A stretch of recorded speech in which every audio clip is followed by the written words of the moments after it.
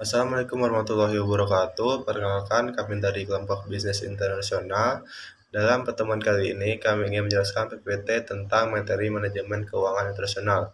Pertama-tama, saya ucapkan terima kasih kepada Bapak pembimbing kami, yaitu Dr. Ari Agung, SMBA, sebagai dosen pembimbing kami. Kemudian, perkenalkan, nama saya Dimas Indra Yuda sebagai moderator dari kelompok ini. Kemudian, teman-teman saya sebagai anggota kelompok yaitu ada Anissa Khairani, kemudian Gezi Muhammad Nesta, kemudian Harni Sulistianingsih, dan juga Septia Al-Khairoh. Nah, pertama-tama saya akan menjelaskan latar belakang materi yang ingin kami presentasikan, yaitu pengertian manajemen keuangan. Pengertian manajemen keuangan itu sendiri merupakan aktivitas memperoleh dana yang kemudian berkembang hingga aktivitas yang memperoleh dan menggunakan dana tersebut sebagai pengelolaan aktivitas.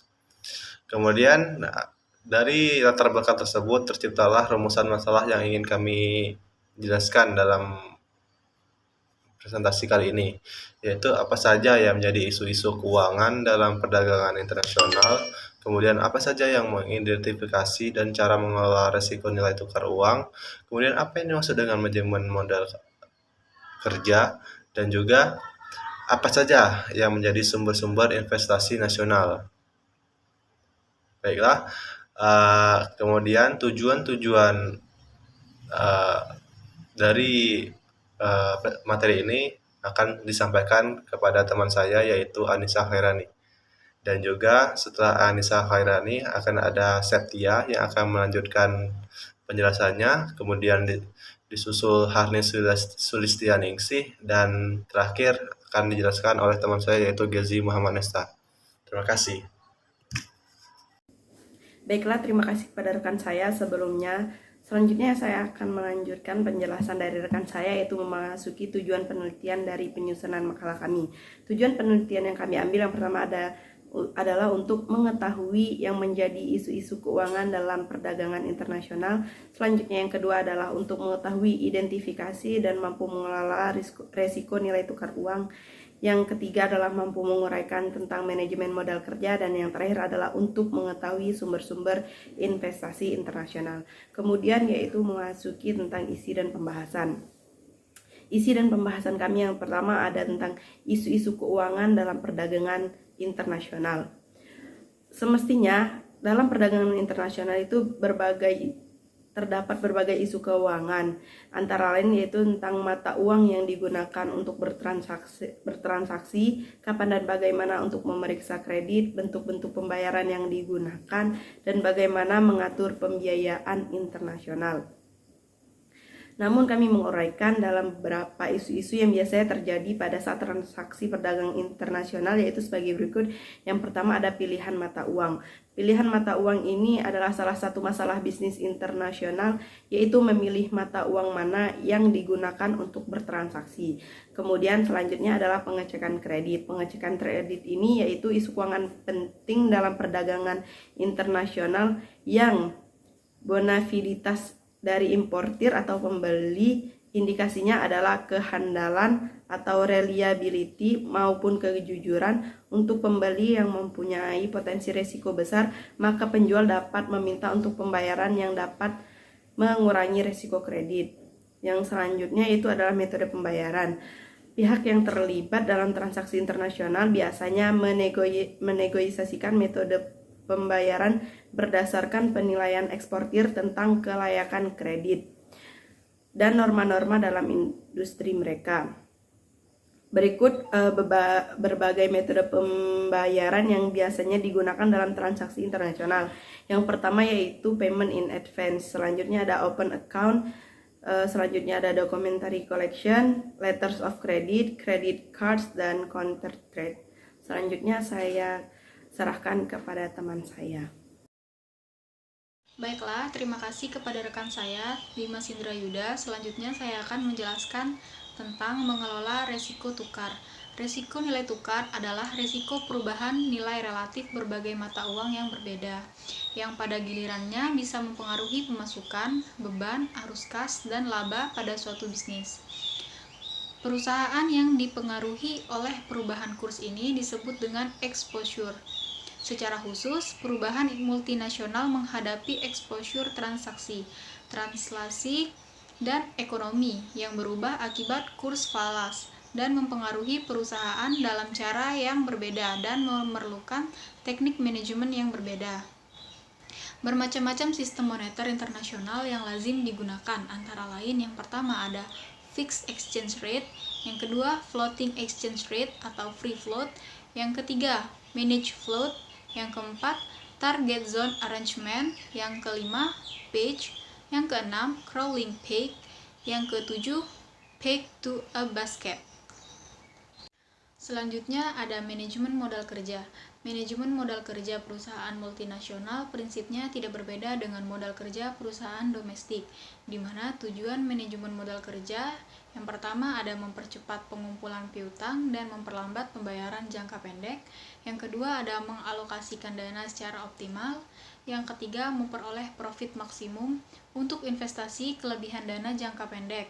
Dalam pengumpulan modal, hal yang harus dipertimbangkan untuk pengambil keputusan adalah yang pertama ada dalam mata uang apa modal akan dihimpun. Yang kedua, perkiraan jangka panjang mengenai kekuatan dan kelemahan mata uang itu. Yang ketiga, beberapa uang yang akan berbentuk modal ekuitas yang berupa saham dan yang berupa modal kredit dengan menjual obligasi.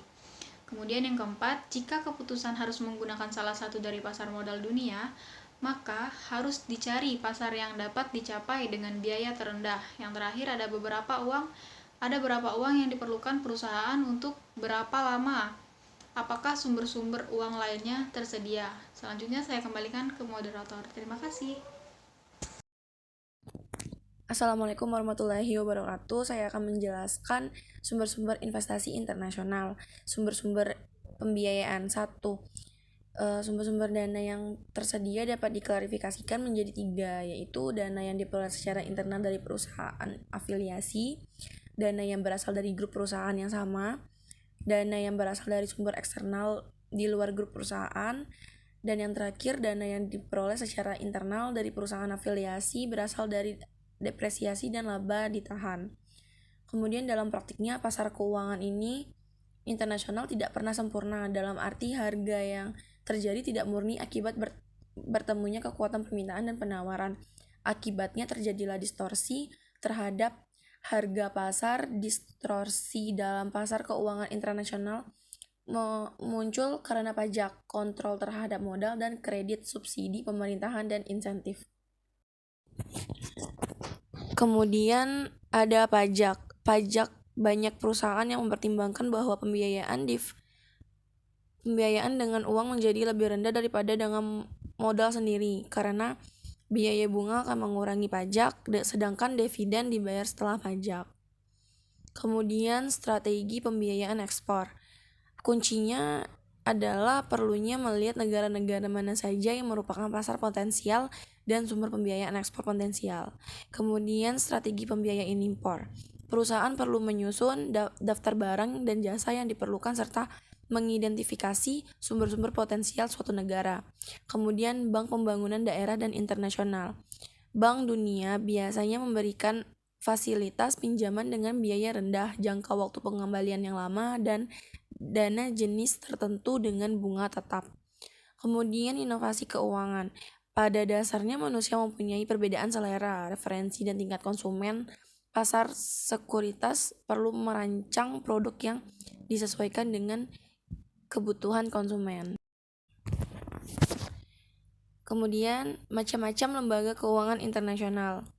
Lembaga keuangan internasional didirikan untuk menangani masalah-masalah keuangan yang bersifat internasional, baik berupa bantuan pinjaman maupun bantuan lainnya. Pemberian bantuan yang dilakukan oleh lembaga keuangan internasional dapat bersifat lunak, artinya dengan suku bunga yang rendah dan jangka waktu pengembalian yang relatif panjang. Kemudian bantuan internasional juga dilakukan dengan tujuan komersil yang biasanya dilakukan oleh lembaga keuangan internasional swasta. Kemudian ada Bank Dunia atau World Bank. Bank Dunia adalah lembaga keuangan internasional yang didirikan untuk memecahkan masalah-masalah internasional, terutama yang berkaitan dengan masalah moneter dan keuangan lainnya. Kegiatan utama Bank Dunia pada waktu itu difokuskan untuk membantu proses rekonstruksi bagi negara-negara yang menderita Perang Dunia Kedua. Bantuan Bank Dunia selanjutnya dialihkan kepada pemberian bantuan berupa pinjaman dalam rangka membantu negara-negara berkembang yang menjadi anggota Bank Dunia. Kemudian International Monetary Fund atau IMF. Kelahiran IMF sebagai lembaga keuangan internasional bersama dengan kelahiran Bank Dunia. IMF lahir setelah konferensi di Bretton Woods, Amerika Serikat. Konferensi tersebut dihadiri oleh 44 negara. Hasil perundingan ini merupakan kompromi antara White Plan dengan Keynes Plan sebelumnya. Struktur organisasi IMF terdiri dari para anggota di mana pemimpinnya dipegang oleh Board of Governors, seorang gubernur, dan seorang pengganti yang ditunjuk oleh masing-masing anggota. Sekian penjelasan dari saya, selanjutnya saya alihkan kepada moderator. Terima kasih. Oke, Assalamualaikum warahmatullahi wabarakatuh. Saya Gizi Yaman Esta akan melanjutkan presentasi dari teman saya yang sebelumnya, yaitu Arnes Sulistia, mengenai macam-macam lembaga keuangan internasional. Selain ada Bank Dunia atau World Bank dan IMF, ada juga The Asian Development Bank atau Bank Pembangunan Asia. Bank Pembangunan Asia atau Asian Development Bank didirikan dalam rangka memberikan bantuan keuangan pada negara-negara di Asia seperti Indonesia gitu, India, ketika negara-negara tersebut mengalami keadaan keuangan yang tidak stabil, bank-bank tersebut mungkin bisa membantu begitu. Terus ada juga Bank Pembangunan Islam. Ide awal pembentukan Bank Islam Internasional adalah untuk mencakup sistem keuangan negara-negara Islam di seluruh dunia. Dan proposal yang diajukan oleh Mesir pada sidang Menteri Luar Negeri Negara-Negara Islam atau OKI di Karachi itu awalnya. Di Pakistan bulan Desember tahun 1970. Hingga sekarang masih mengalami atau masih berjalan hingga sekarang. Oke, kita langsung ke part berikutnya, kesimpulan. Kesimpulannya adalah manajemen keuangan internasional adalah perencanaan, perorganisasian, dan pengendalian keuangan perusahaan multinasional. Multinational Corporation yang lazim disebut MNC. Perusahaan multinasional ialah perusahaan yang beroperasi di seluruh dunia. Manajemen keuangan internasional meliputi aktivitas 1. Aliran finansial, yaitu arus masuk modal dan pinjaman. Kedua, aliran real, yaitu arus masuk barang, dagangan barang, seperti bahan baku, barang setengah jadi, dan barang jadi. Dan ketiga, ada aliran budaya, yaitu harus masuk ilmu pengetahuan, teknologi, dan pola pikir serta perilaku. Oke, sekian presentasi dari saya. Kurang lebih saya mohon maaf. Wassalamualaikum warahmatullahi wabarakatuh.